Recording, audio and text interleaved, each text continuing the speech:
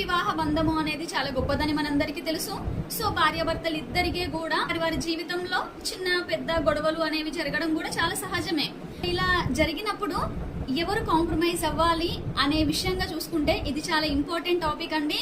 ఎందుకంటే చాలా సిల్లీగా అనిపించినా కూడా జీవితాలను నిలబెడుతుంది అని అర్థం. మాటి మాటికి అంటారు నేనే కాంప్రమైజ్ అవ్వాలా అని.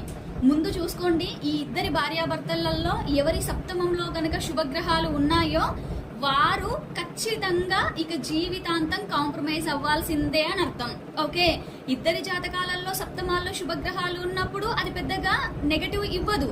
ఒకరి జాతకంలో పాపగ్రహాలు, ఒకరి జాతకంలో శుభగ్రహాలు ఉన్నప్పుడు ఇలా గొడవలు జరిగే క్రమంలో మాత్రము శుభగ్రహం అయితే ఎవరి సప్తమంలో ఉందో వారు కాంప్రమైజ్ అవ్వాలి అనేది వారి లైఫ్ లో ఒక గట్టి రూల్ గా పెట్టుకోండి.